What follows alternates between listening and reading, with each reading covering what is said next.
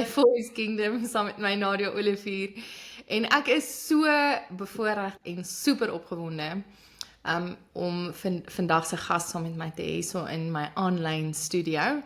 Rian Zwegelaar. Rian, baie welkom. Baie dankie, dit is so lekker om hier te wees.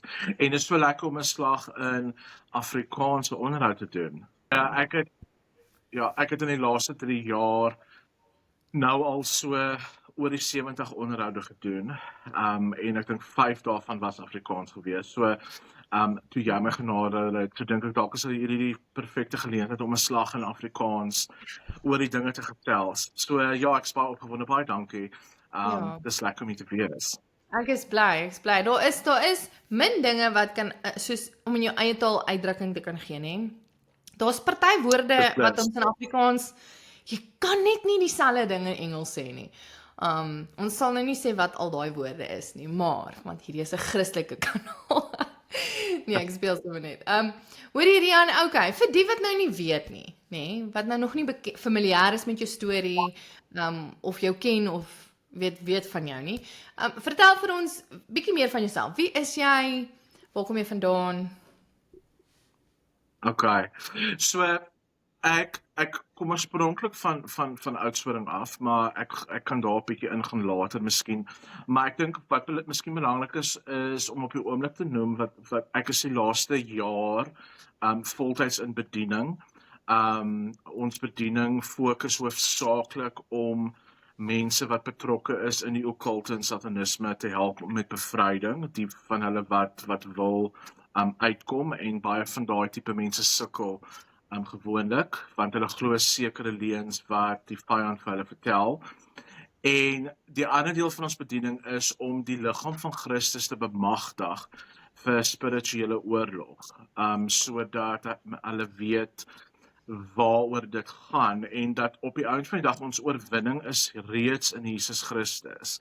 En ek dink dis waar baie mense, as hulle hoor waaroor ons bediening gaan, dan dink hulle ons fokus hoofsaaklik op die duiwel, en dit is eintlik glad nie daar waaroor dit gaan nie. Dit gaan actually oor ons oorwinning wat reeds in Christus is. As dit by hierdie goed kom, soos spirituele oorlogvoering, en ons werk ook baie met families wat se kinders of ander familie betrokke is in die okkulte en satanisme, so om vir hulle te wys, wat is jou autoriteit en hoe bid ons daarvoor. So dit is wat ek hoofsaaklik op die oomblik mee besig is, en ons doen dit op verskillende maniere. So onderhoude is een manier wat ons dit doen, so dis bewusmaking regtig, want ongelukkig leef ons in 'n tyd en in 'n wêreld waar ons kan sien daar's aanslae. En daar is 'n rede hoekom daar meer van dit op die oomblik aan die gang is. Maar dan om terug te kom na hoe ek hier gekom het, ek was vir 15, amper 16 jaar in die okkulte betrokke, wat ek 'n professionele praktisyn was. Met ander woorde, ek was 'n stiener, ek het kristal genesing gedoen, crystal healing is seker die regte term.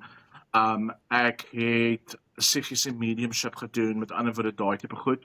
En na 15 jaar wat ek in die okkulte betrokke was, het ek in satanisme betrokke geraak.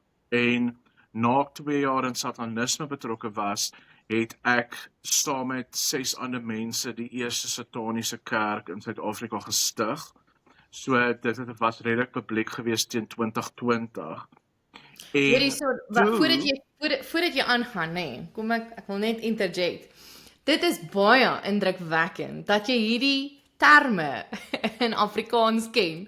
Ek sou nie soos 2 keer dink om net te sê psychic medium, crystal healing, maar jy slaat hulle in Afrikaans. Dit is impressive.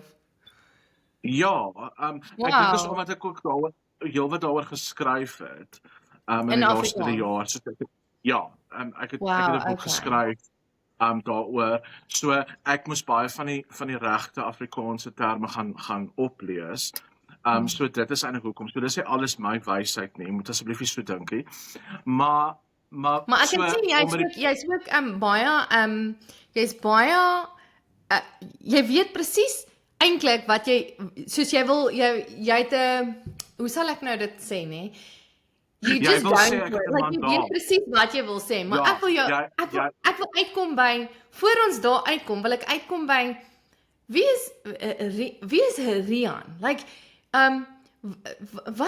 wat behels jou samevatting van jou lewe voordat ons uitkom by die by die testimony, nê, nee, wat dis hoekom ons by mekaar kom. Ek wil jou testimony hoor, maar ek dink nie jy praat baie oor jouself nie.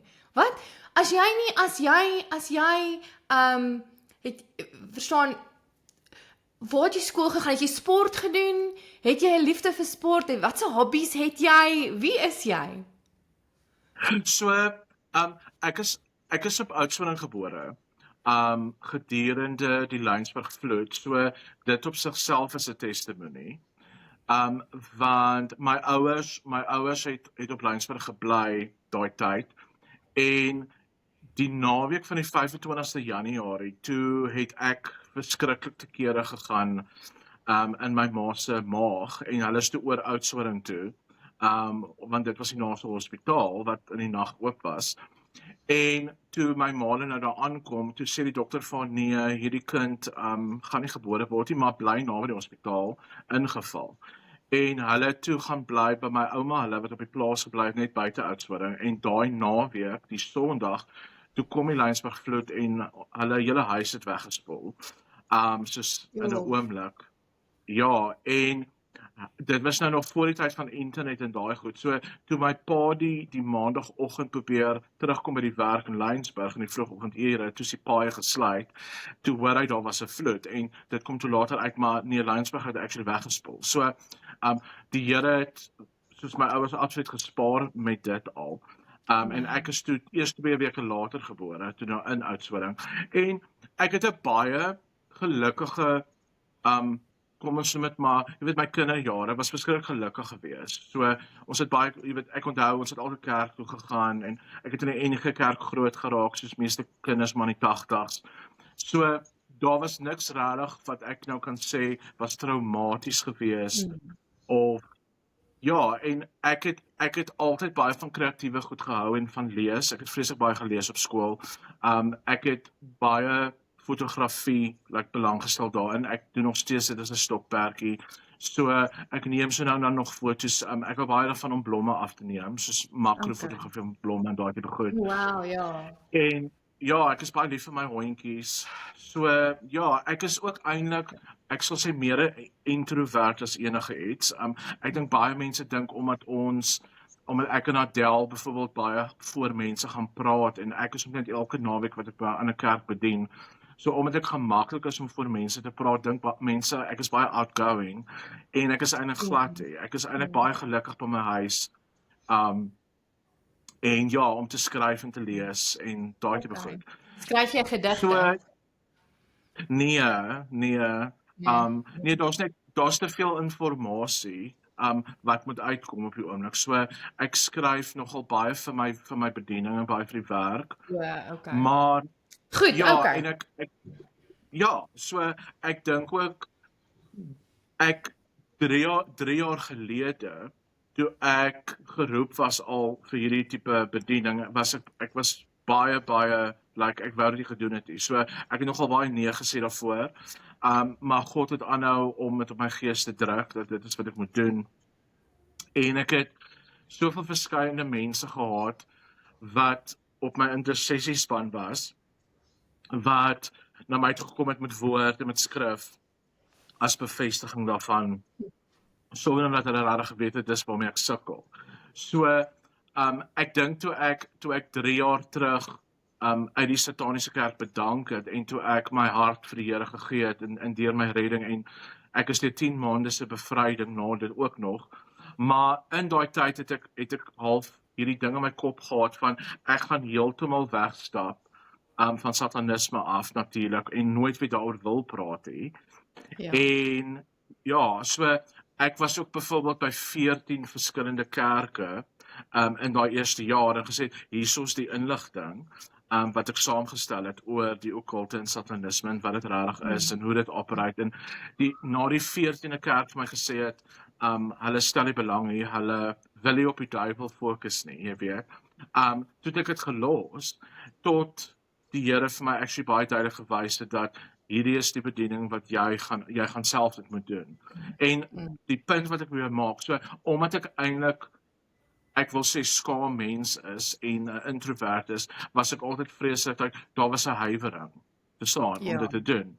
Maar ek moet Okay, maar sê kom dat ons nou terug na daai plek toe. Jy was besig om te sê. So toe het jy nou die sataniese kerk gevind saam met iemand. okay. So in vroeg 2020, toe was ek nou al reeds vir 2 jaar betrokke met satanisme en ek het na heelwat sataniese vergaderings toe gegaan en rituele toe al gegaan en ek was baie verbaas, ek moet sê aanvanklik oor die tipe mense wat in satanisme betrokke is. Want ek het altyd met hierdie idee geloop en ek dink daar's baie mense daar buite ook wat met die idee loop dat jy weet sataniste is mense wat swart klere dra en hulle tattoos en hulle lyk 'n sekere manier of dis kinders wat rebels is en daai tipe goed. So ek kon nooit voorstel voor ek actually sataniste ontmoet het wie betrokke is in satanisme nie. So in my eerste 2 jaar toe ek nou met ander sataniste begin kennis maak en ek sien wie sataniste is en dat dit heel wat bekende mense is op televisie en dis mense in die musiekbedryf en dit is mense in groot korporatiewe omgewings en mense in mediese beroepe en soort van die pioniers van hulle industries pretty much. Dit het nogal 'n indruk op my gemaak, maar so om bietjie aan te beweeg, so 2 jaar later, toe het 7 van ons besluit, dis dalk 'n goeie idee om die eerste sataniese organisasie of kerk te stig in Suid-Afrika en dit op papier te doen. Wat se jaar was dit nou? 2020, soos ek gesê het, vroeg 2020. Ja. Okay. So dit was net voor COVID. So daar's toe 'n gebou gekoop in Century City vir dit. Een van die mede-stigters het 'n gebou verskaf daarvoor. Daar was ook 'n kerkkantoor. Dit is deur die departement van sosiale ontwikkeling gesit. Dis offisiële papier. Dit was die 14de Februarie 2020, dit was Valentynsdag. So dit onthou ek baie goed wat dit offisieel geregistreer was. En dit het verskriklik gou in die media uitgegaan. Ek onthou dit ook, soos reg oor die wêreld het mense geweet hoe daar's nou 'n Suid-Afrikaanse sataniese kerk en ek was die spreekspersoon en die leier daarvan gewees, want ek het nie enigiets gehad op daai stadium in my lewe om te verloor om die gesig daarvoor te wees nie. Maar wat ek nie besef het daai tyd is duisende Christene rondom die wêreld het begin bid vir my. Ai, die Christene. Ek weet, maar dit is net een van die goed wat God vir my gewys het na die tyd.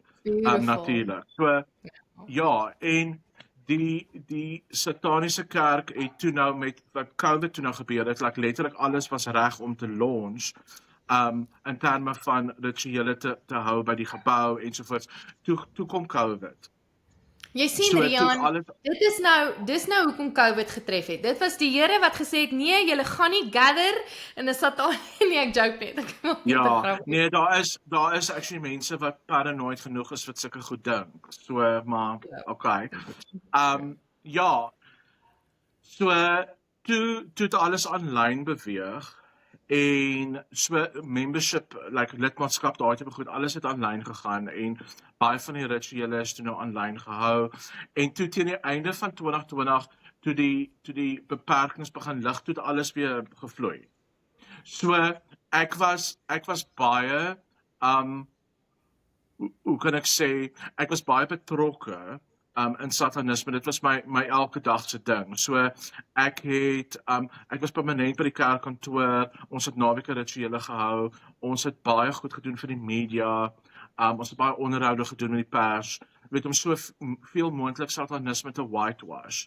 Daar's nie 'n goeie Afrikaanse woord daarvoor nie, maar so dit was 'n baie groot public relations campaign, basically, vir satanisme.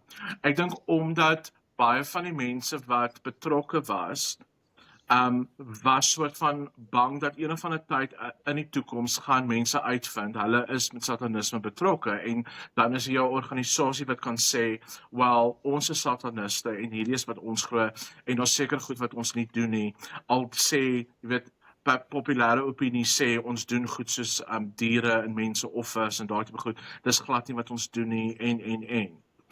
So, wat, Sorry, ek wil net gou ek vir jou onthou- vra, né? So Ja. in hierdie bemarking van die sataniese kerk nou, die bekendstelling daarvan en alles, was daar 'n aktiewe poging aan julle kant om juis mense te deceive en hulle yes, of course, ja, natuurlijk. om hulle vasgevang te kry in satanisme. So was dit die eintlike hart van dit? Wel, kyk, daar was reeds en is nog steeds baie sataniste in Suid-Afrika. So die lidmaatskap van die sataniese kerk op 'n stadium was net onder 12,000 mense in Suid-Afrika wat identifiseer as sataniste. So sataniste kom bymekaar in covens, in klein groepe, gewoonlik in verskillende dorpe, en dan het jy 2 keer 'n jaar wat ons noem high days het op die sataniese kalender, wat hulle almal saamkom in 'n area. So, dit word 'n grotto meeting genoem. Nou, 'n groot deel van die sataniese kerk was om al daai mense met mekaar te kan skakel. Met ander woorde, kom ons sê jy sit ergens in 'n dorpie, in Bloemfontein, of jy sit in Oderalsrus, of jy sit in Darling, en jy wil ander sataniste ontmoet in jou area, dan kon jy die sataniese kerk kontak en sê, ek is daar, weet jy van ander mense in die area, en so het hulle baie mense met mekaar geconnect. So dit was die een groot ding, en dan die ander groot doel of mandaat van die Suid-Afrikaanse sataniese kerk was natuurlik om die public relations te doen, om te sê, om die leuns aan te hou, dat sataniste nie seker goed doen nie, al is dit wat die media sê. So daai was die 2 groot hoofredes daarvoor. Ek weet nie of dit die vraag geantwoord het. Ja, 100%. Ja. Okay. Cool. Ja. So ek onthou baie duidelik dat begin van Mei 2022 toe ek 'n onderhoud gedoen vir die sataniese kerk by, wat is die radiostasie se naam? Hoekom kan ek nie nou onthou nie? Cape Talk, yes. So ek het by Cape Talk 'n onderhoud gedoen vroeg in Mei 2022 vir die Suid-Afrikaanse sataniese kerk nog, en in daai onderhoud, 2 goed wat nog steeds vir my uitstaan, is dat iemand het ingebel, dit was 'n lewendige op die lig onderhoud, en iemand het ingebel en vir my gevra, glo ek in Jesus Christus, dat Jesus Christus ooit bestaan het, en ek het gesê absoluut nie. Daar bestaan nie so ietsie, dis soos Vader Kersfees of the Easter Bunny type of thing was my antwoord. Dat dit soos 'n mite is, en ja, dit was my antwoord.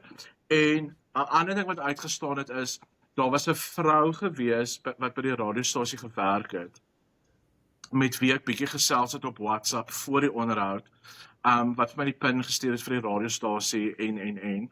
So sy het eintlik die onderhoud gereël. So na die onderhoud, toe kom sy in die ateljee in, soos in hier van die kant af, like baie vinnig, en voor ek eintlik haar kon keer, toe het sy vir my 'n drukkie gegee. En daai tyd in my lewe, jy kan nie naby my gekom het nie. Ek het nie vir mense drukkies gegee of toenadering of enige so ietsie, veral toe ek in satanisme betrokke was nie. En daai drukkie het by my gebly. En so 'n week later, toe het sy my weer gekontak, toe vra sy vir foto's, want hulle wil die program wat hulle opgeneem het bemark bietjie en. Toe sien ek op haar WhatsApp status dat sy 'n Christen is. En dit het nogal by my gebly, want dit was die eerste keer rarig wat 'n Christen liefde en onvoorwaardelike liefde teenoor my gewys het. Wow. En Want my hele ondervinding vir 20 jaar was oordeel en haat en die vieslikste goed wat jy kan dink wat mense ander mense kan sê, dit was my ondervinding met Christene gewees tot op daai stadium. So dit het nogal by my gebly en ook die feit dat die manier wat ek gevoel het, toe sy vir my 'n drukkie gegee het, daai liefde, ek kon dit regtig gevoel het in haar. So 2 weke later, dit was actually meer 12 dae na dit, so kom ons sê maar 2 weke. Toe moes ek die aand by die Sataniese kerk 'n ritueel gedoen het. En ek het 'n deel van die Sataniese kerk uitgeboek daarvoor, spesiaal om hierdie ritueel te doen. En ek het begin om so ek dink dit moet ek ook noem, want baie mense verstaan nie hoe dit werk nie. So in Satanisme en in die okkulte, daar's verskriklik baie voorbereiding wat jy moet doen om 'n ritueel te doen. Dit is nou nie soos jy gaan staan in jou kombuis en jy steek 'n kers aan en daar gebeur dinge nie. So daar's verskriklik baie voorbereiding wat daarin gaan. En ek het die voorbereiding gedoen en ek het nog nie eers met die ritueel begin nie. Ek was besig om kersse aan te steek in die vertrek wat heeltemal donker was. So daai vertrek in die Sataniese kerk het geen ander beligting gehad nie. Mense kon dit net met kerslig belig of jy moes 'n flits gebruik of wat ook al. So toe ek die tweede kers aansteek, ewe skielik toe is daai hele vertrek verlig, like belig of verlig. Ek weet nie wat die regte Afrikaanse woord is nie, maar kom ons sê maar verlig. Ja. Toe is die hele vertrek asof daar lig is. En toe ek omdraai, toe staan daar 'n man. En die eerste ding wat ek toe van vra is, wie is jy? En hy sê toe vir my, ek is Yeshua van Nazareth. En ek sê toe vir hom, ek is jammer, like, ek glo jou nie, nee, Kan like, ons sorry. net gou hier pause, nee, want hier is nou, ek wil net gou inzoom op iets. So in die radio gesprek, toe sê jy glo nie Jesus het ooit bestaan nie. Was dit die waarheid? Het jy dit regtig nie geglo nie? Ja, Okay, jy het geglo. okay. So dis nie dat jy Jesus verwerp het as God nie, dis dat jy regtig, jy is Nee. eintlik 'n ateïs in 'n sin. Ja, Okay. ja. Ja, so ek het nie geglo in die bestaan van God nie. Ek het ook nie geglo dat Jesus bestaan het nie. Ek het geglo dis soos mitologie.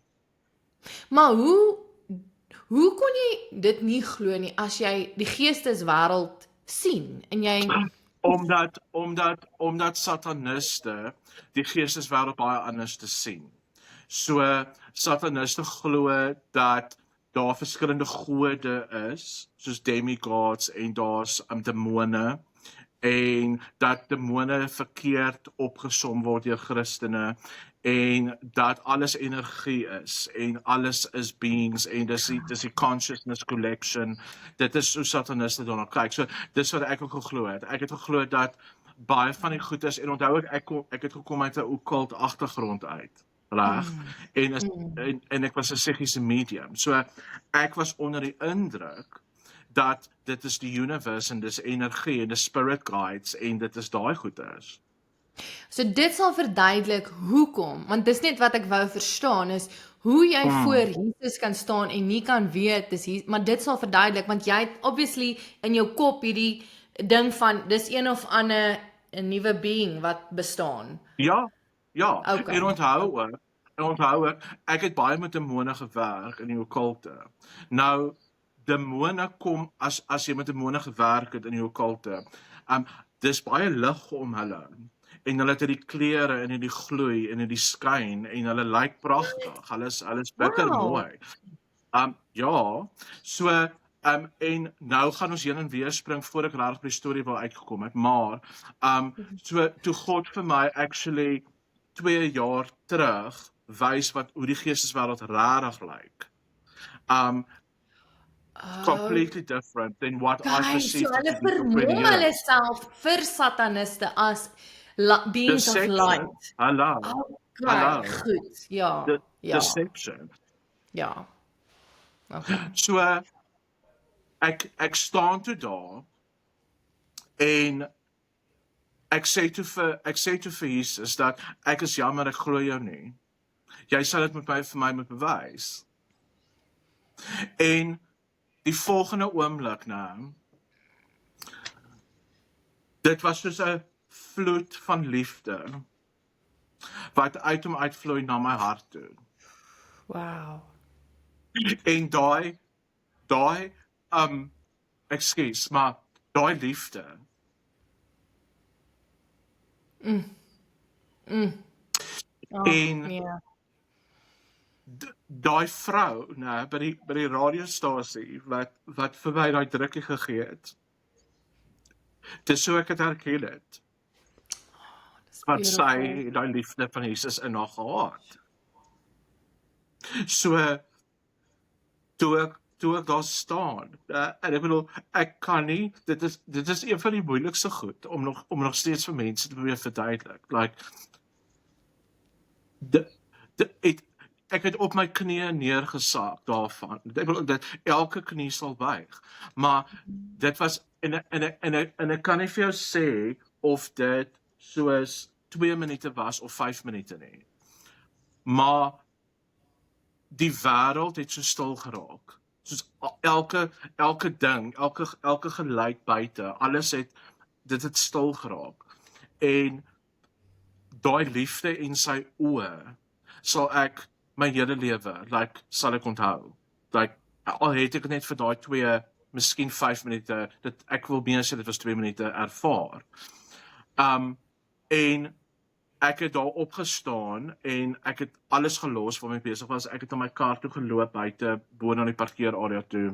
So, daar het niks anders gebeur nie. Jy het net liefde, hy het niks vir jou gesê nie. Jy het net liefde beleef. Nee. Al wat Toe is hy hy vir weg. my gesê, ja. So al wat hy vir my gesê het, ek is Yeshua van Nasaret.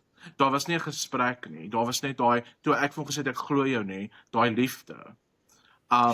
En dit was te veel om vir my verstaan jy? En ek het huis toe gery en die wêreld was nog steeds stil. Ek kon niks hoor nie. En ek het in my bed gaan klim en ek het vir 2 dae, dit was miskien 3 dae, in my bed gebly. Ek het nie krag gehad of energie, ek was gedaan. En die sataniese kerk het my natuurlik die hele tyd in die hande probeer kry, want hoekom bel ek hulle nie, hoekom is ek so stil, en ek het dit net geïgnoreer. En daar was 'n dag of 2 wat ek gedink het ek is besig om mal te raak, natuurlik. En een oggend, ek dink dit was so by dag 4, toe word ek 3 uur die oggend wakker. 3 En uur. ek hoor 'n stem wat vir my sê gaan na die strand toe. En ek ry toe na die strand toe en ek begin met God gesprekke te hê. En sedert daai dag, so dit was die 24ste Mei 2022, nou. So sedert daai dag tot vandag toe, met die uitsondering van 5 dae, het ek nog elke dag ten minste 5 ure met God spandeer en ek skryf goed neer en ek gaan kyk in die woord na ek goed by hom gehoor het en ek het regtig sedertdien God se stem leer ken en ek spandeer so baie tyd met God want God is baie keer al wat ek het. So ek moes toe na dit moes ek na die sataniese kerk toe gegaan het en vir hulle gesê hierdie is wat gebeur het. Ek het actually vir Jesus ontmoet. Jesus bestaan. Rarig, soos in, en they didn't like that. En toe sê ek vir hulle, daar is nie vir my 'n ander keuse as om Jesus Christus te volg van hierdie dag af nie. Daar is nie 'n ander keuse nie. Dit is al wat ek geweet het op daai stadium ek gaan doen. Verder het ek geweet wat ek gaan doen nie. So al wat ek geweet het daar is dat ek gaan vir hierdie liefde, en onthou, ek was op 'n plek in my lewe daai tyd, né? Ek het alles gehad. So ek het 2 huise besit, ek het 2 Harley Davidsons gehad, ek het karre gehad, ek het dwelms gehad, soveel as wat ek het cocaine gehad, genoeg, alles. And I left all of it. Ek het geweet, ek gaan al hierdie goed moet verloor. Maar alles wat missing was, wat soort van, kom ons noem dit maar, alles wat nie daar was in my lewe nie, wat ek nie eens besef het, ek nie het ek gekry in daai oomblik. Ja. So, dit was soos hierdie gat in my hart, wat soos die vorm van 'n kruis was ewe skielik vervul. So, dit wat ek, sedert ek 16, 17 was, daar gesoek het, in terme van die antwoorde op vrae, en regte liefde, het ek gekry, in daai Okay, oomblik. so, jy kom tot by Jesus, nou, ons sal eintlik maar sê eintlik is tegnies gesproke die woord tot bekering, wedergeboorte, ek dink, né? Jy glo mos nou, Ja. jy verklaar Jesus Christus, jy glo in hom, né? So dis nou in Christian taal, Bybelse taal, wedergeboorte, né? Ja, En jou, ek kan ook vir jou sê wat dit regtig beteken, as jy wil, asseblief, want ek wil hê jy moet, maar ek wil jy wat net die gou Here vir my vra. gewys het, wat die Here vir my gewys het oor wat dit regtig beteken, om Okay. wedergeboorte te wees. Want ek Ek dink wil baie graag mense jou, weet. ek wil graag jou definisie hoor. So, ek wil net vra, so op daai oomblik dan jy voel nie, hoorie, so die eerste ding wat ek moet doen is nou moet ek by 'n kerk aansluit nie. Jy retreat Nee. amper soos 'n Paulus wat woestyn toe gaan vir ek dink 7 jaar Ja. of something. Ja. 4 weeks. Want onthou, ek was in die kerk, nee, ek het groot geraak in die kerk, en ek was ook, ek het groot geraak in die NG Kerk, en toe ek so 18 was, toe ek oor na AGS Kerk toe. En ek het toe ook gesoek, maar ek het die Bybel baie goed geken daai tyd, en ek het gedink ek is 'n Christen, maar ek het nie vir God geken nie. Ek het nie vir Jesus geken soos ek hom vandag ken nie. Daar's 'n groot verskil tussen godsdiens en 'n verhouding met Jesus. Dit is twee heeltemal verskillende goedes. Ek wil hê ons moet daaroor praat nou as ons kan. Ons gaan. As ons daarby kan Ja, uitkom. ons Ja. gaan. Ja. Ons so voor ek aan die okkulte betrokke geraak het. So ek het in die kerk groot geraak. Ek was in die AGS kerk na dit tot en met 2022, en toe het ek bitter seer gekry in die kerk, en dis waar ek weg is van die kerk af. En ek het begin soek, jy weet, na antwoorde. Maar ek het definitief 'n verhouding met God gehad daai tyd. Ek het gedink ek het. En ek het gedink ek weet wie Jesus is, want ek lees dit in die Bybel en. Maar dit is 'n massive, 'n verskriklike groot, massiewe verskil tussen om godsdiens aan te hang en om vir Jesus Christus as jou saligmaker en verlosser te hê. Dit is nie dieselfde ding nie. So ja, toe bedank ek uit die Sataniese kerk uit, en hulle vra toe vir my om vir 'n maand lank dit stil te hou, om nie daaroor te praat nie. Want hulle wou sekere goed in plek gesit het, en hulle wou media verklaringe reg gekry het, want hulle het geweet, en ek het nie eers geweet hoe groot nuus dit gaan wees nie, maar hulle het geweet. So na 'n maand toe het verskeie joernaliste en verslaggewers my gekontak die hele tyd en gesê hulle het gehoor ek het bedank aan die Sataniese kerk uit. Hoekom? So toe maak ek 'n video en ek sit dit op my Facebook en sê hierso is my redes, los my uit. So ek het nie besef daai tyd dat daai video so groot sou gegaan het. So dit het soos 12 miljoen views gekry op die ou end van reg oor die wêreld. En die mooi ding daarvan is dat Jesus se naam was op voorblaaie van koerante. Soos oor die wêreld. Wow. So amen. Soos in yes. Amen. Die Here, ja. Ja. So en dis ook die ding van die onderhoude en om die heeltyd, jy weet, goed op sosiale media te sit, is Jesus kry die spotlight. En ek sê dit ook vir mense, want dit staan in Openbaring 12 vers 11. Die Engelse woorde sê, by the blood of the lamb and the power of your testimony, you shall overcome the enemy. So, dit is deur ons getuienis, wat ons vir die wêreld wys dat Jesus leef, en dat Jesus is so 'n realiteit vandag, soos wat hy ooit was, en dat die werke van die kruis en die werke van die opstanding in mense se lewe kan manifesteer. is deur ons getuienis. En dit is hoekom ek vir mense sê, my getuienis is nie meer belangrik as die volgende persoon se nie. Verstaan jy? So ons almal se getuienisse is belangrik en ek moedig mense aan die hele tyd. Getuig op sosiale media, getuig waar ook al jy kan. Wat ook al die Here vir jou gedoen het vandag, al is dit 'n klein dingetjie, deel dit met die wêreld, want die mense moet sien dat Jesus so realiteit is vandag, soos ooit. In elk geval, so ek het toe die video gemaak, dit is toe nou in 2022 na ek tot bekering gekom het. Toe moet ek nog deur bevryding gaan. Ek bedoel dit was hektiek. Sure. Dit was soos en Hoe dit gebeur, Jan? Het jy na iemand toe gegaan en sê help my, of het die Here iemand gestuur en gesê, hey dude, jy moet kom vir bevryding? Ja. Ja, okay. So jy het nie geweet nie? Nee, want ek het nie geweet hoe erg dit was en waarna ek regtig betrokke was nie. Ek is op 'n high daai tyd van ek het vir Jesus ontmoet. Like that's it. En een oggend dit was so middel van 2022. Toe loop ek ook op die strand en daar kom toe 'n oom, nou, wat ek seker soos in 20 jaar terug laas gesien het by die AGS kerk waar ek betrokke was 20 jaar terug.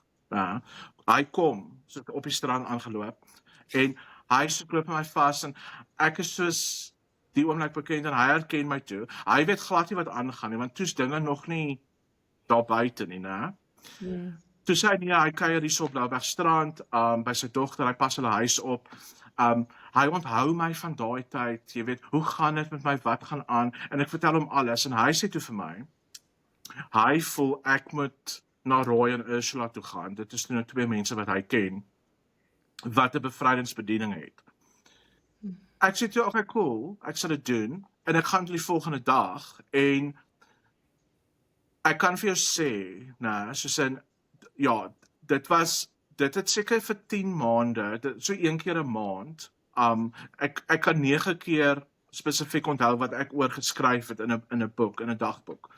Maar die goed wat uit my uitgekom het, en onthou ek repentance is verskriklik belangrik, restaurasie is belangrik. Weet, ek het nie daai goed besef daai tyd nie, soos ek dit nou besef nie. En ek sê ook nie dat almal se bevryding vat so lank nie, want onthou, dit is nie mense wat bevryding doen nie. Dit is actually die Here wat bevryding doen. Dis God wat kom en mense vrymaak, en Jesus kom en genees mense. Maar mense speel partykeer 'n rol daarin om dit te fasiliteer, om 'n persoon te stuur in die rigting en te wys, hierdie is hoe jy actually 'n beleiding doen. Hierdie is actually hoe jy vra vir bevryding. Hierdie is hoe jy vir die Heilige Gees vra om goed te openbaar aan jou en aan die persoon oor waarvoor jy bevryding moet kry. So, omdat ek so diep in die okkulte en satanisme betrokke was, moes ek soveel keer gegaan het en elke keer het daar nuwe goed opgekom. En onthou ek, die Here gee nie veel goed wat jy nie kan hanteer op 'n oomblik nie. So, God is baie geduldig met my en God werk verskriklik mooi met my. En ook die laaste jaar wat ek self in hierdie bediening is en ons mense deur bevryding vat. Ja, dit is absoluut Jesus wat dit doen. Dis regtig net amazing. Dis regtig beautiful. Ja, ek het 'n jaar terug gedink, ek was baie onkundig op 'n manier. Ek het 'n jaar terug gedink, ek onthou begin Januarie laas jaar. Want in daai 9 maande wat ek deur my bevryding is, my koneksie met die geesteswêreld het weggegaan, heeltemal. Soos onthou, want ek het vir 20 jaar waar ek gegaan het ek die hele tyd mense se voorvaders gesien en hulle spirituele gidse gesien en mense wat weet gediertes en goed vir my wil praat en engele, ja, so gedurende my bevryding toe's my koneksie ewe skielik gebreek met daai goeders en ek het geweet dit is omdat God nie wil hê ek moet dit meer kan sien nie. So begin laas jaar, Januarie 2024. Hou die Here aan om op my gees te druk en ek kry drome en ek word wakker gemaak deur hierdie oggend.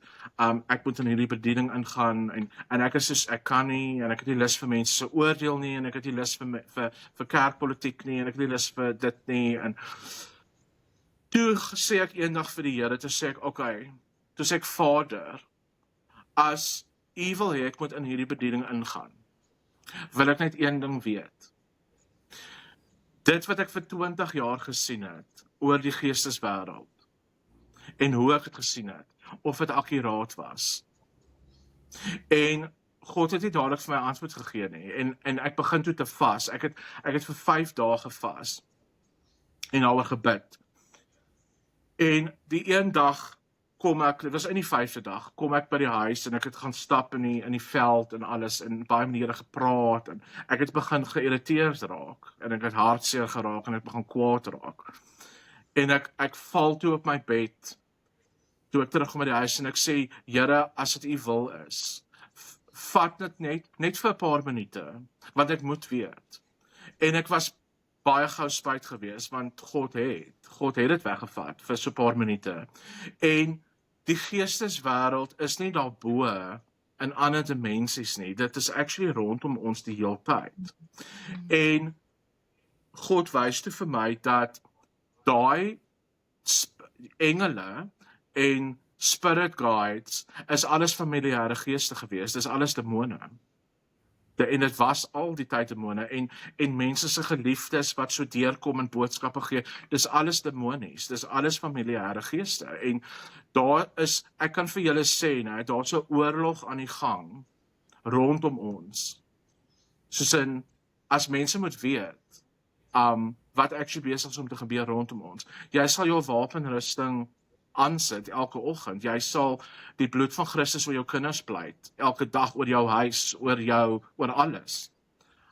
Jy sal nie oop deure oopmaak nie vir die vyand om 'n houvas op jou lewe te kry nie. En dit is ook 'n ander ding, want toe ek in hierdie bediening instap, dis wat ek eintlik wou gesê het ek gedink, okay, ons gaan nou werk met mense wat in satanisme en die okkulte betrokke is en ons gaan hulle deur bevryding moet vat. 90% van mense met demoniese onderdrukking is Christene. 90% is Christene wat deure oopmaak vir die vyand om hulle te onderdruk. So, wat is deure oopmaak in jou definisie? Hoe maak 'n Christen 'n deur oop? Is dit sonde? Okay. Ja, maar nie alle sonde maak deure oop nie, want wanneer ons sonde bely, kan die vyand dit nie teen ons gebruik nie. Bely by God, nee? Of? Ja, nie by God, ja. En vir Jesus vra om, ja. En vir die Heilige Gees vra om aan jou te wys, wat is dit wat jy moet bely? Maar kom ek sê vir jou, kom ons sê jy loop met sonde rond. Daai goed wat jy in die skaduwee wegsteek, daai affair op jou selfoon, die lotto wat jy speel, wat jy dobbel, jy lees jou horoskoop in die koerant elke dag, jy het woede en haat en wrok in jou hart wat jy nie bely nie, daai is oop deure, daai tipe goed is oop deure. En onthou net dat die vyand het geen wetlike reg tot ons nie, want daar is bevrydingsmense wat vir jou gaan sê, the enemy had a legal right, die vyand het 'n wetlike reg op jou lewe gehad, omdat jy 'n deur oopgemaak het. Nee. Wat Jesus Christus aan die kruis gedoen het, het die vyand gestop om enige regte tot ons lewe te hê. Maar die duiwel, die vyand kry toestemming om sekere goed te kom doen, wanneer ons die vyand toestemming gee. En ek probeer altyd vir mense te verduidelik dat God wil 'n baie hegte, naby verhouding, 'n intieme verhouding met ons sy kinders hê, so naby soos die klere aan jou lyf. Dit is sy hart vir ons. God het ons so lief. Hoorie Rian, ek wil jou 'n vraag vra. Ja. Nee, dis 'n persoonlike vraag. Ek het so, miskien kan jy vir my sê, want ek wonder, ek wil vir jou eers dit vra, het jy, ek dink is Bill Wiese, is sy naam, ek kan nou nie onthou nie, is Wiese iets, sy testimony, The Man Who Went to Hell for 23 Minutes, al ooit gesien, ja, okay. En het jy near-death experiences, ek dink hy was op Netflix, NDEs, dalk gesien? Okay. Nee, dis 'n onlangse documentary van Okay. scientists wat goeters getoets het en wat ook al, maar okay, fine. Okay, so 'n paar jaar terug, nê, het ek een aand 'n belewenis gehad van die hel, né? Maar ek is 'n Christen, okay? Ja, En ek het eintlik gesit met sonde wat ek al vir die Here gegee het, maar nie vir my man nie. My man het nodig gehad om te weet en ek het soos 'n nee, jy weet. En daai aand is ek dis die weirdste ding, ek's heeltemal wakker. Ek weet nie, dit is weird want jy slaap, maar jy's heeltemal wakker en ek is in 'n dungeon, nê? Ek is soos in 'n grot, tipe natterige daar mos op die mure dungeon. En dan is daar 'n staal tronksel deur aan die kant van die grot. Okay, waar in die dungeon gat waarin ek sit. En in hierdie sel saam met my is daar 'n akedus, maar hy's soos 'n Godzilla looking ding, né? En hy haat my. En al wat hy wil doen is hy wil my uitmekaar uitskeer.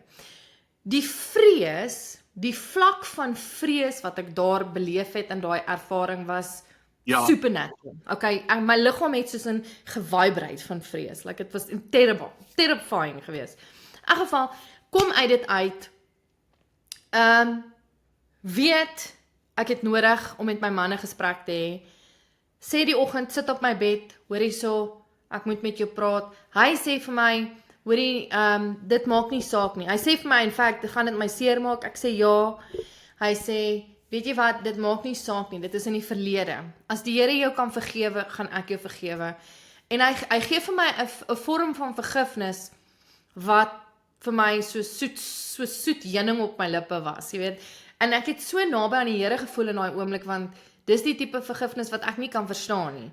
Hoe kan jy net sê, vergewe my, jy weet nie eers waarvoor nie.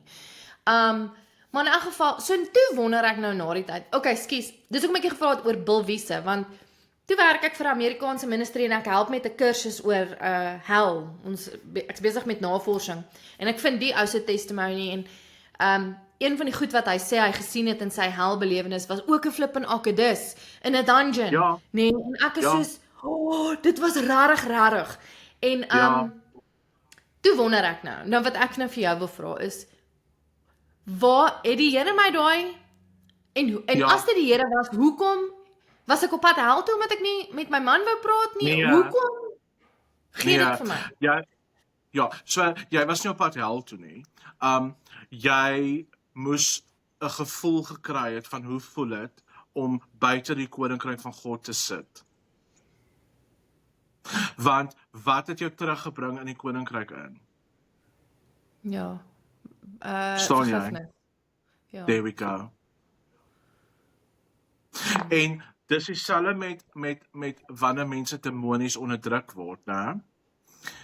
Iets wat ek gesien het oor die laaste jaar. So wanneer daar bevryding gebeur, wanneer ek alleen saam met iemand is en Jesus kom en maak mense vry, daar's geen manifestasie nie, reg? Die oomblik wanneer ander mense in die vertrek is, either van 'n kind se ouers of 'n vrou se man, 'n man se vrou of familie of ander mense wat saamkom bid. Die oomblik wat ander mense daar is daar groot manifestasie, soos demoniese manifestasie in die persoon. Reg? Toe vra ek vir die Here, hoekom? Toe sê die Here vir my, het jy gesien wat dit aan hulle verhouding met my doen? So wanneer mense, en dit is dieselfde ding waaroor jy nou vra, so wanneer mense begin besef en sien die realiteit van die vyand, hulle groei nader aan God as ooit tevore, want partykeer is dit wat moet gebeur. En dit is hoekom God baie van hierdie goed toelaat, is dat mense die realiteite van die geesteswêreld moet begin sien, en dit gaan oor die tye waarin ons leef. So in die tyd toe ek net uit satanisme uitgekom het ek verskriklike oordeel en ek wil sê ook weer eens haat gekry van Christene af.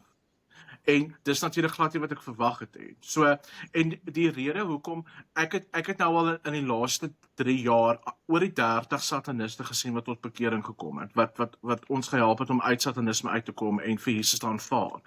Hulle is te bang om hulle getuienisse te deel oor hoe Christene my aangevat het op sosiale media en nou seker nog goed doen, nie dat dit my nou meer pla nie. Maar so vir die eerste jaar het Jesus vir my gesê, die oomblik wat ek 'n selfoon wou optel of iets wou gekom, moet dit nie doen nie, fokus op my. En ek het dit gedoen tot so 2 jaar terug wat God vir my gesê dis okay, like you can look at it. En toe begin ek daaroor te bid. En dis eers iets wat ek 6 maande terug die antwoorde op gekry het, is why? Hoekom? Hoekom gebeur dit in die koninkryk van God? Hoekom gebeur dit in die liggaam van Christus? Dat mense sulke haatlike goed vir mekaar kan sê en oordeel kan hê oor ander mense en ander mense se redding kan twyfel en aanval. So wanneer ek sê, wanneer ek vir iemand sê, ek het my hart vir die Here gegee. Dit beteken dat my hart behoort nie aan my nie. My hart behoort nou aan God en aan Jesus. En dan, wat moet gebeur dan, is dat God werk met sy Heilige Gees deur ons harte om ander mense aan te raak, om hulle in die koninkryk in te trek. So, wanneer jou hart nie heeltemal aan die Here behoort nie, en jy woede in jou hart koester, of oordeel oor ander mense, of wrok, of onvergifnis, dan behoort jou hart nie heeltemal aan God nie, because those things are not from God. En baie mense sê, ek het my hart vir die Here gegee. Hulle weet nie regtig wat dit beteken nie. Dit beteken letterlik jou hart behoort nie aan jou nie, dit behoort aan God en dit moet vir die koninkryk van God gebruik word. So, wanneer ek besig is met iets wat keer dat die Heilige Gees deur my hart werk om mense te bereik, dan moet ek na die Here toe gaan en vir hom vra om my hart te hernie en om dat die Heilige Gees my gees moet ondersoek en aan my moet openbaar wat is daar wat ek moet bely. En ek's mal daaroor om te gaan en as ons by kerke praat en ons bied werkswinkels aan, die eerste ding wat baie mense vir my sê is, ja, ek trek die wapenrusting aan, wat in Efesiërs 6 is. Dan sê ek, okay, het jy gelees, dit sê die hele wapenrusting. Die hele wapenrusting. Dan sê hy, ja, dan sê ek, okay, het jy gesien die einde daarvan sê, die voete van bereidwilligheid om die evangelie te verkondig. Wanneer laas het jy vir iemand van Jesus vertel? So, jy kan nie vir my sê, dat jy die volle wapenrusting aan het, as jy nie oor Jesus praat nie. En dit sê daar duidelik, dat dit is hoe ons die aanvalle weerstaan van die vyand. So, dit is nie net die helmet van verlossing en die swaard, en dit klink baie mooi, maar dit sê duidelik, die voete van bereidwilligheid om die evangelie te verkondig, the gospel of Jesus Christ, that we should not be ashamed of. That's how we defeat the enemy. So, ja, en ek preek nie vandag vir enige iemand, maar as jy dink om in 'n WhatsApp groepie te sit en 'n boodskapie aan te stuur, is genoeg wat jy vir die koninkryk doen. Of om op Facebook 'n kommentaar te lewer oor iemand anders. As jy dink dit is genoeg, dan moet jy wakker word. Want ons is in die laaste dae. Jesus kom nie terug nie. Jesus is op pad. Jesus is actually op pad. En hy kom nie as die verlosser nie. Die skare van engele, die weermag, gaan agter hom aankom. Daar gaan bloed loop van sy wit kleed af, hy kom met 'n swaard. So, weet jy wie se bloed is op sy kleed? Ek dink dit is of sy eie of die saints wat vermoor is. Yep. I don't want to be. En dan even dan sê die Bybel sal mense nog steeds hulle vuiste skud en die Here. Of course. Ons moet Jesus se hande en voete op hierdie aarde wees. Dit is wat ons moet doen. Ek sê jou wat, nee, ek sal vir jou ietsie sê. toe ek in 2016 tot wedergeboorte gekom het. Ja, ek was so on fire en ek het die gebedsgroep by die kerk gejoin. En in fact, ek het engele gesien een keer. Om ons staan, soos massive beings of light, nee, Ja. like huge, tot by die dak. En en ek was so on fire gewees en ek weet nie, jy weet, ek glo die Here het vir my gesê gaan swat teologie. En ek het eintlik altyd verklaar, ek gaan nooit teologie swat nie, want dan weet ek gaan my geloof verloor. Dit was net iets wat ek gesê het, want ek het iemand geken met wie dit gebeur het. En toe ek 'n kind was, een keer toe, want ek het baie, my speletjie was, ek lees uit die Bybel uit. En eendag toe lees ek, dat die mense vir wie jy teach of preach of wat ook al, se bloed gaan op jou hande wees, nê? Nee? En ek onthou daai oomblik, ek het my Bybel toegemaak as kind en gesê, ek sal nooit mense teach nie, nou? Okay, so hier is ek nou on fire vir die Here, en ek voel die Here lei my, gaan in teologie en gaan swat teologie. Kry bevestiging, en gaan swat teologie. En ek is aan die ander kant uit van teologie, ek kry nou hierdie Junie my graad, ek het heeltemal te lank geswat aan my graad, maar, en ek voel nie meer so on fire nie, Rian, daar's so groot skuif gewees van uitleef, na kop verstaan, jy met jou intellect gebruik, jou rede, wat great was, daar was worship tye gewees, wat ek goed leer oor die Here, en ek is net soos, wow, weet verstaan, ek het daai, maar dan kom ek aan die ander kant uit, en dis asof my hele wêreld, al die leiers om my, baie hier is. Maar kan ek Soos wat jy nou sê. Ja, so, onthou daar's 'n verskil tussen godsdiens, weer eens, en 'n verhouding. En dis baie interessant, want dis iets wat ek nou ook in 'n kursus vir iemand verduidelik het. Want iemand vra toe vir my in 'n kursus, want ons praat baie oor the supernatural op die oomblik. Wat God ook geskep het, natuurlik. Alles is deur God geskep. Die vyand kom in verdraai en korrup goeders, maar op die einde van die dag, it's still created by God. So, in die occulte, in die New Age practices en goed wat ek gedoen het, alles is deur hier gebeur. So, wanneer ek enige iets bonatuurlik ondervind het, gesien het, it comes from here and it goes through here. Wanneer jy in God se koninkryk werk, en wanneer God vir jou iets wys, dit kom hier deur.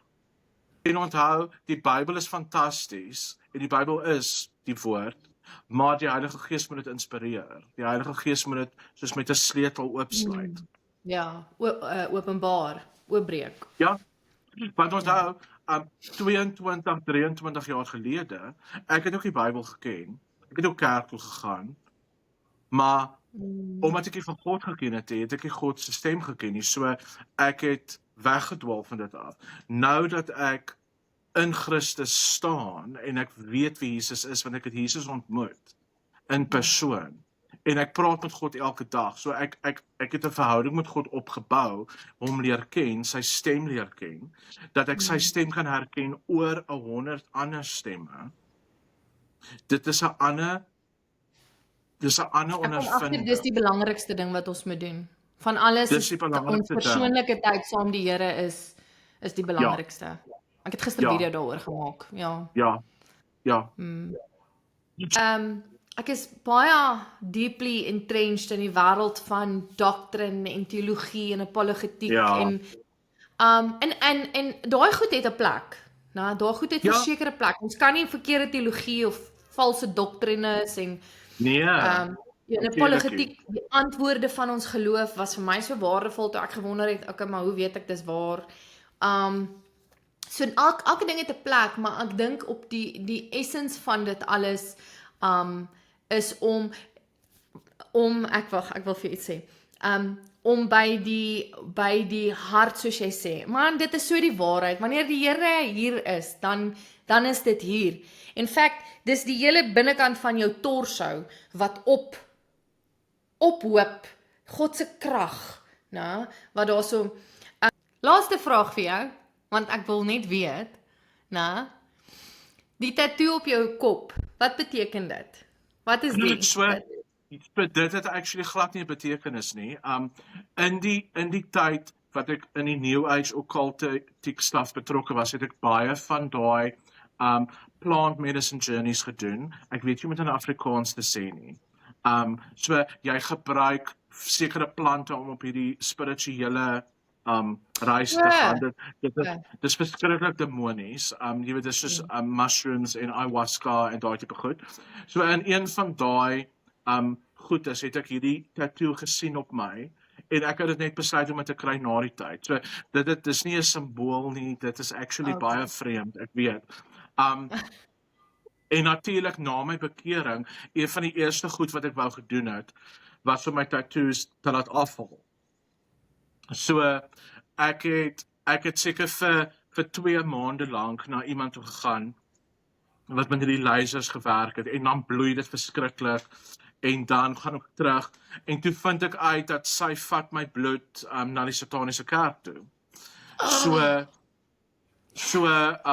Ja, dit was my baie erg en weer eens toe gaan ek na die Here toe wat ek eintlik in die eerste plek moes gedoen het, by the way. Toe gaan ek na God toe en sê ek doen hierdie goed vir jou, hoekom? Toe sê God vir my, het ek jou gevra om dit te doen? En toe sê hy soos, no, you never asked me to do it. I just assumed because people judged me for it dat ek het moet doen. Toe sê God vir my, Rian, as jy my toelaat om jou tattoos te gebruik, dan sal ek. En dis eintlik 'n baie mooi getuienis. En toe en ek dink toe, maar Here, ek sien nie hoe jy my tattoos gaan gebruik nie, maar okay, whatever. Ek beloof jou 5 dae na dit, 'n week, dit was die maandag, die Vrydag, nee, die Saterdag, ja, moet ek na 'n jeugkamp toe gaan in die Weskus om te gaan praat oor satanisme en so ek is laat die oggend natuurlik. Nou jaag ek hier op die Weskuspad. Ek stop daar by 'n engine garage om pies te koop, want ek het nie gebreakfast nie, want ek het geslaap. En terwyl ek in die engine is, lei my foon en dis die vrou toe van die kerkkamp en sy sê toe vir my, ja, dis okay dat ek laat is, maar kan sy solank my scriptures reg kry vir die presentation. So nou sit ek op my foon en ek staan voor die pies en ek gee vir haar like verskillende jy weet skrifverwysings oor ons autoriteit in Christus en en toe ek die foon neersit en ek draai om, nou staan agter my hierdie massive Hells Angel biker. En ek sê toe vir hom sorry, want hy wil toe obviously by die pies uitgekom het en ek blok en ek is op die foon en ek praat met die Here in die Bybel. Hy sê vir my, weet jy wat? Jy klink net soos nog 'n Christen, maar jy lyk nie soos een nie. Sal jy my help? Wow. En ons gaan uit na die parkering toe. En hy gee sy hart vir die Here, net daar. En hy het 'n Bikers Ministry vandag. Groot bediening. En ek het in my kar geklim en ek het net vir God gesê, ek is so jammer dat ek jou nie geglo het nie. Want weet wat? God is not intimidated by anything. Not by tattoos, not by our limitations. Die niks nie. God is nie geïntimideer die enige ietsie. En ek was al soveel keer in winkels en plekke en dan begin mense vir my om my tattoos te vra en dan sê ek vir hulle ja, ek was 'n satanis en kan ek jou vertel hoe Jesus my gered het daaruit. En dan kan ek getuig. Of hulle vra oor 'n spesifieke tattoo en dan sal ek vir hulle 'n konnektasie bring na skrif toe. En so God het gebruik my tattoos gereeld om mense te bedien. Beautiful. Dankie dat jy dit ook deel. Sure. It's powerful. Ja. Rian, dit was amazing om met jou te gesels. Baie dankie vir jou insaag en dat jy deel, jou bydra tot die koninkryk. Mag die Here jou seën en dit wat jy doen, Dankie. mag jy vooruit gaan, jou agterna gaan, jou omring, in jou sit en in jou staan en in jou slaap. Mag hy altyd sy vrede oor jou uitstort. Ja, dis my gebed vir jou. Dankie. Dankie hoor. Amen.